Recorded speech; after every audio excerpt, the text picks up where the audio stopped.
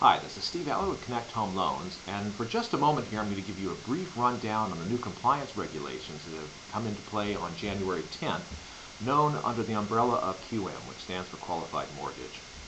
So back in 2006, when the crash occurred, that gave rise and opened the door to some new legislation hosted by these two gentlemen, Christopher Dodd and Barney Frank. So essentially, these two guys got into bed together, so to speak, and created the Dodd-Frank Act, which has essentially made our lives miserable since then. So what are the main components, though, of the Dodd-Frank Act? Well, the biggest one is this one. It gave rise to an agency known as the CFPB. That's right, the Consumer Finance Protection Bureau. It's an all-powerful agency that deals with anything where a consumer makes payments, which is just about all of it. There's no congressional oversight, and their budget is quite enormous. So expect them to start impacting other areas of our lives sometime soon. So essentially the components that involve the lending industry are the ATR. That stands for ability to repay. Well, what's funny about that is all it does is put in writing the basics for qualifying a borrower. The fact that you need tax returns, pay stubs, assets in the banks, a job, that sort of thing, which is something that the lending industry has been doing since, you guessed it, 2006.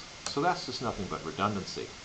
The other big piece to this is the 3% cap on points and fees, essentially making sure that borrowers don't pay more than 3% in the loan for various fees.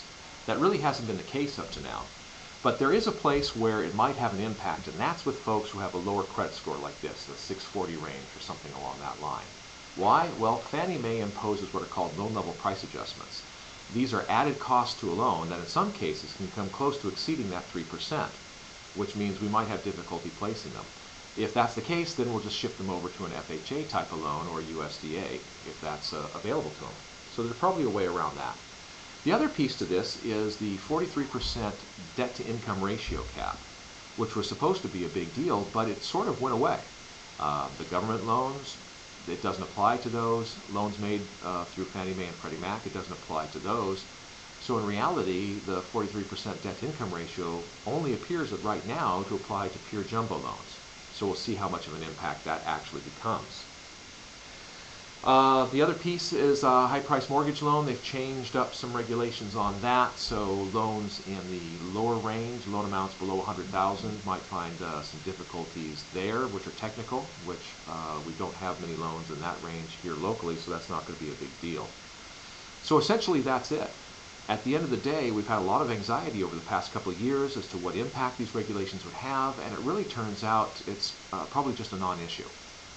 The industry has adapted and will be moving forward. So if I can help you out with anything, or if you have any questions about this, by all means, please give me a call. This is Steve Allen at Connect Home Loans, and thank you for your time. Take care. Bye-bye.